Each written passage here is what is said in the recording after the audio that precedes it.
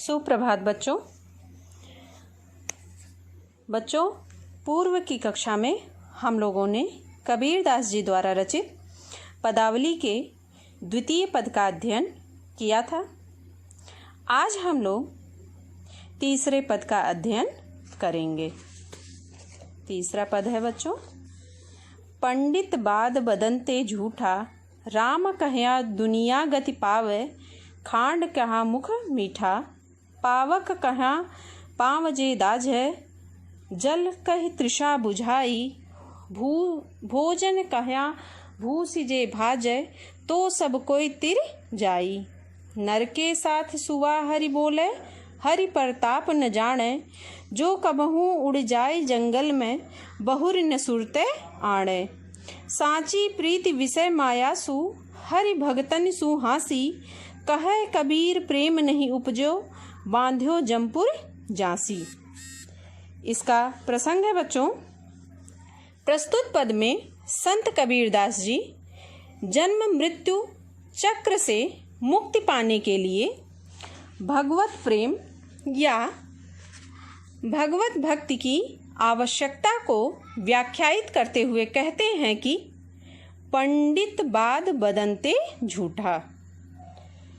पंडित लोग झूठी बात बताते हैं।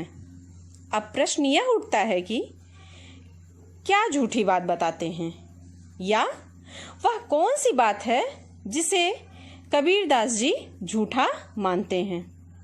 इसको स्पष्ट करते हुए कबीरदास जी यह कहते हैं कि पंडित लोग जो यह कहते हैं कि राम कहया दुनिया गति पावे, अर्थात राम राम कहने से सतगति प्राप्त हो जाती है, यही बात झूठी है।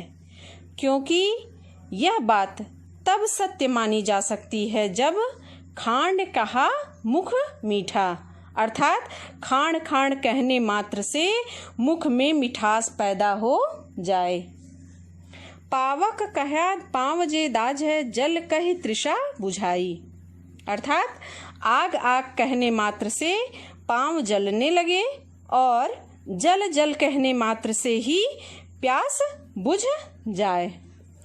भोजन कहाँ भूष जे भाजे, तो सब कोई तिर जाई, अर्थात भोजन भोजन कहने मात्र से ही भूख मिट जाए। तब यह माना जा सकता है कि राम राम कहने मात्र से व्यक्ति को राम प्राप्त हो जाते हैं और उससे आवागमन के चक्र से मुक्ति प्राप्त हो जाती है। जबकि वास्तविकता तो यह है कि नर के साथ सुआ हरि बोले, हरि प्रताप न जाने, अर्थात घर में पाला गया तोता भी अपने मालिक के साथ राम राम बोलता रहता है, लेकिन हरि प्रताप न जाने, लेकिन उसे न तो भगवान के प्रताप का और न ही उनके स्वभाव का ही कुछ ज्ञान होता है, जिसके कारण उसके मन में भगवान के प्रति कोई भी प्रेम नहीं होता है। और यही कारण है कि जो कबहू उड़ जाए जंगल में, बहुर न सुरते आणे।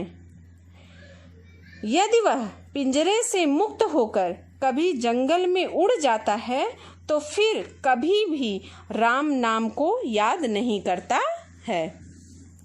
वास्तव में सच्चाई तो यह है कि सांची प्रीति विषय माया सु, हरि भगतनि सु हासी, अर्थात हम लोगों का सच्चा प्रेम तो विषय वासनाओं और माया से होता है। भगवान की भक्ति के साथ तो सिर्फ हंसी की जाती है, अर्थात कपट किया जाता है, पाखंड किया जाता है, नाटक किया जाता है। कहे कबीर प्रेम नहीं उपजो, बांध्यो जमपुर जासी। कबीरदास जी कहते हैं कि जब तक भगवान के प्रति सच्चा प्रेम नहीं पैदा होगा, तब तक यमपुर के बंधन से, अर्थात आवागमन के बंधन से मुक्ति नहीं प्राप्त हो सकती है। अब बच्चों, इसका काव्यगत सौंदर्य जान लीजिए। पहला पॉइंट है, मुक्ति पाने के लिए भगवत प्रेम को अनिवार्य कारण के रूप में अभिव्यक्त किया गया है।